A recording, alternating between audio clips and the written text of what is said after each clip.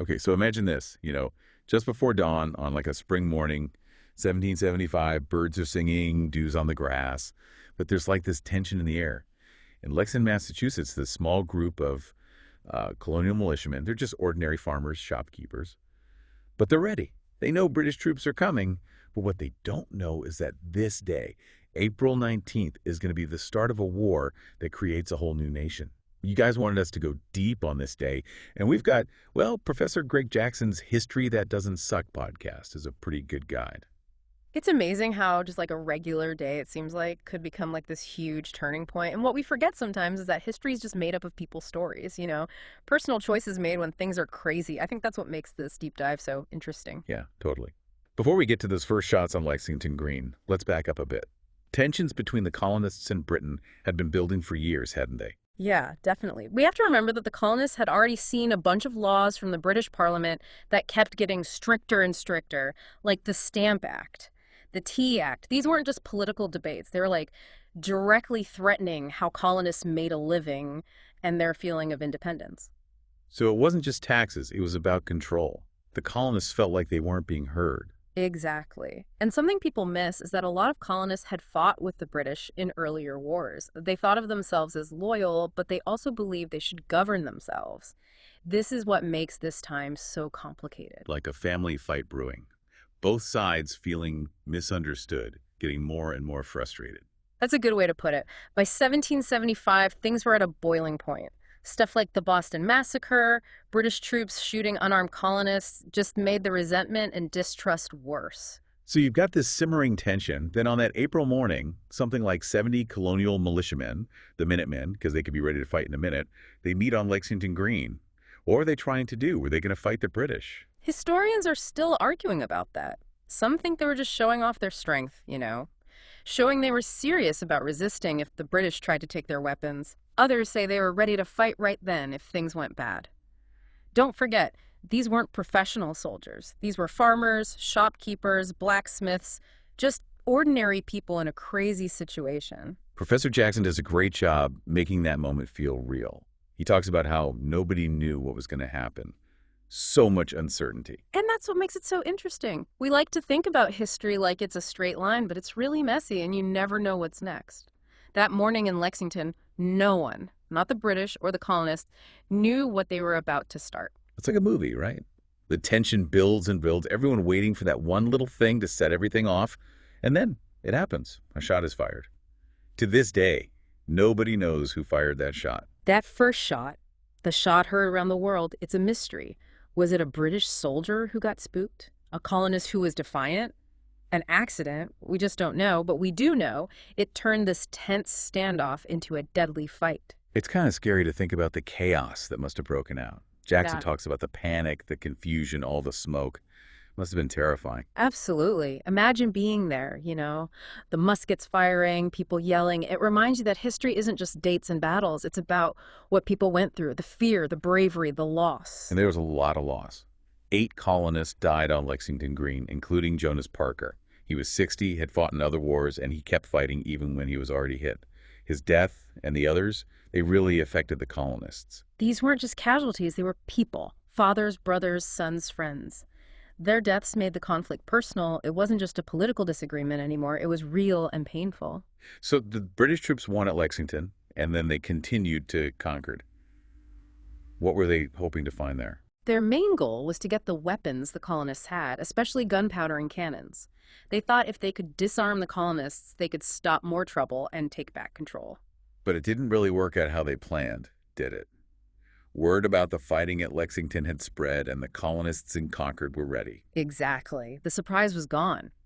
The British, led by Lieutenant Colonel Francis Smith, they ran into a colonial militia that was way more determined and prepared than they thought they'd be. This is where Colonel James Barrett becomes important, right? Yes, Barrett had fought in the French and Indian War. He knew how to plan. He'd already moved most of the weapons out of Concord, but he also knew he had to stand up to the British. He put his men on a hill overlooking the town so they were ready to protect their homes and supplies. So now everything's set for another fight, this time at the North Bridge in Concord. But before we get there, let's take a break for a sec. We've already covered a lot. What really stands out to you about this day, about how it led to the revolution? What gets me is how fast everything went from bad to worse. From that standoff on Lexington Green to a full-on battle at the North Bridge, all in just a few hours. It makes you realize how fragile peace can be, and how easy it is for people to misunderstand each other and make mistakes that lead to violence. It's something to think about, and still relevant today, sadly. But let's get back to April 19th. What happened when the British got to Concord? Did they find what they were looking for? That's where things get even more interesting. Well, Colonel Barrett, he was too smart for them, remember? He'd already moved most of that gunpowder and those cannons.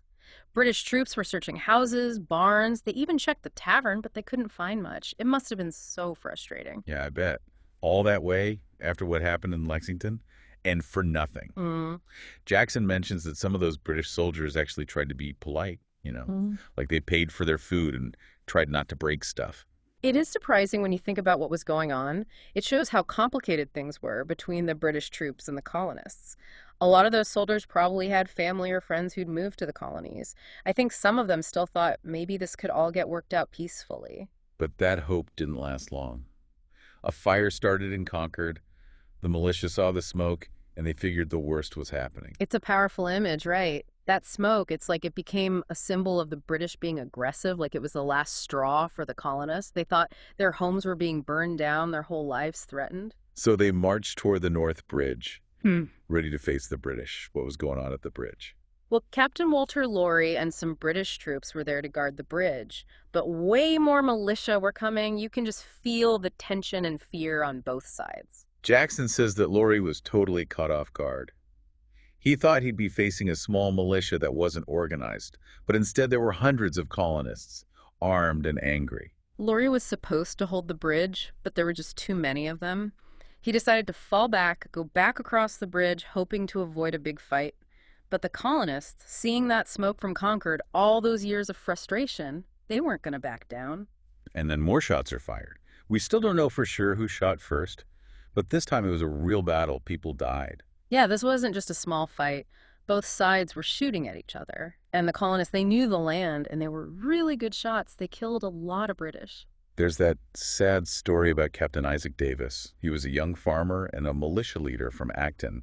He was killed leading his men across that bridge. Davis's death shows you the sacrifices people made that day. He had a wife and 4 kids. Before the battle, he told his wife, "Take good care of the children." Oh, man. It really shows you the cost of war. All those families torn apart. And it shows how the fight was changing. The colonists had been hesitant to fight the British, but now they were fighting back hard, and that surprised the British. They had crossed a line, there was no going back. The British lost at the North Bridge, and they went back to Concord to join up with the rest of their troops under Colonel Smith. Their mission to take those weapons had failed, and now they had to get back to Boston. And that trip back was even worse than the march to Concord. News was spreading. Militia from all the towns around were heading to the road to Boston so they could attack the British as they retreated. Jackson calls it a running battle. The British were always under attack. Imagine how tired and scared they must have been. It was totally different from their usual organized marches. They were used to fighting in formation out in the open, but now they had an enemy who knew how to hide and was determined to fight. They were getting shot at from behind trees and walls and houses. It was a new way of fighting, and we'd see more of it in the Revolution. Yeah. The colonists were using what they learned fighting on the frontier, Yeah. those guerrilla tactics, using the land to help them. And it worked really well. The British were used to a more traditional kind of war, and they didn't know how to deal with these colonists who kept popping up and were willing to fight up close. There was one really bad fight in Menotomy. That's Arlington now. Lots of casualties on both sides. It shows how much more violent the fighting was becoming. Things were so chaotic, it was hard to tell who was a soldier and who was a civilian, and some things happened that really shocked the colonists. But the British, even with their losses, they had to get back to Boston. They were reinforced by Brigadier General Hugh Percy, who brought fresh troops and cannons. Percy's arrival was a big deal. He got things under control and helped the British troops who were exhausted. If he hadn't come, they might have been completely defeated. Even with the reinforcements, the march back to Boston was awful. A long day, lots of fear and bloodshed. By nightfall, the British finally made it to Charlestown, and they took boats across the river to Boston, where they were safer. I can't imagine how relieved those soldiers must have been to get to Boston. They'd survived a terrible experience, but it must have changed how they felt about the war. And it changed how the colonists felt, too. April 19th turned them from protesters into revolutionaries. That's where things take another turn. The first shots have been fired, and now the colonies have to make a huge decision. What do they do next? How do they respond to this attack? That's a great question. Luckily, we've got Professor Jackson's podcast and you to help us figure out the next chapter. Yeah, it's important to remember back then there wasn't really like one American identity. The colonies were all pretty different. Each one had its own stuff going on, different loyalties. The news from Lexington and Concord, well, it got different reactions. Some people were shocked, some didn't believe it, others were furious and ready to fight. So it wasn't like everyone suddenly felt united and knew what they had to do, like we see in the movies. No, not really. A lot of colonists were mad about what the British had done, but there was still a lot of debate about what to do next. Some people wanted to try and make peace with Britain, but then there were those like John Adams who saw this as the final break. Like, it had to lead to independence. It must have been a really tough time for people, like being stuck in the middle of a family fight and having to choose sides. Totally. Can you imagine having to explain all this to your kids? Trying to make sense of why people you know are suddenly fighting each other. It was a really uncertain time. Everything felt like it was changing. And then in the middle of all this, the Second Continental Congress met in Philadelphia. What was that like? Well, imagine this. You've got people from all 13 colonies. They've all got different opinions, and they're trying to decide the future of their country. The stakes were incredibly high. They had to figure out how to respond to what Britain had done, and that was hard because the colonies were still so divided. So what were the big arguments and decisions they made? One of the most important things they did was create the Continental Army. That meant they were moving from just having local militias to having a real army that could actually fight the British. They also started printing paper money to pay for the war, which was a pretty big deal. It showed they were serious. And then, of course, there's the decision to make George Washington the commander-in-chief. What can you tell us about that? Choosing Washington was a really smart move. He was respected. He was from Virginia, which was a colony that had close ties to Britain. So having him as a leader helped bring the North and South together. It's interesting we picked someone who wasn't, like, the loudest voice for independence. Yeah, that's important. Washington was known for being practical and for his experience in the military. He'd fought in the French and Indian War. People knew he was a good leader. He did want independence, but he was more focused on uniting the colonies and making sure they had their rights, no matter what happened politically. Professor Jackson talks about how Washington didn't really want to be the commander-in-chief. It sounds like he wasn't excited about taking on such a huge job. Well, think about it. He knew how hard it was going to be. He'd be going up against the strongest army in the world with a bunch of volunteers who didn't have much training. He wasn't sure he could do it, and he worried about what would happen if he failed. But he did it anyway. He did. He knew this was a crucial moment and that he could make a difference. It took a lot of courage to say yes to leading the Continental Army. I can't even imagine how much pressure he must have felt. Basically leading a revolution, creating a new country out of 13 colonies. And he did it all with a lot of humility. He wasn't doing it for fame or power. He was doing it because he loved his country and believed in freedom. So on July 3rd, 1775, George Washington, not totally wanting the job but still determined, took command of the Continental Army in Cambridge, Massachusetts. And that's when the real fighting began. Exactly. And thinking about Lexington and Concord, we have to remember that was just the start. It was the beginning of a war that would go on for 8 years, a war that would be really hard on the American people, but would eventually lead to a new nation. It's a story about bravery and sacrifice, about people who are willing to fight for what they believed in. And it reminds us that freedom isn't something you just get. You have to keep working for it and be willing to stand up for it. We hope you'll keep learning about the people we talked about today, dig deeper into those battles and all the politics so you can really understand how complex and interesting the American Revolution was.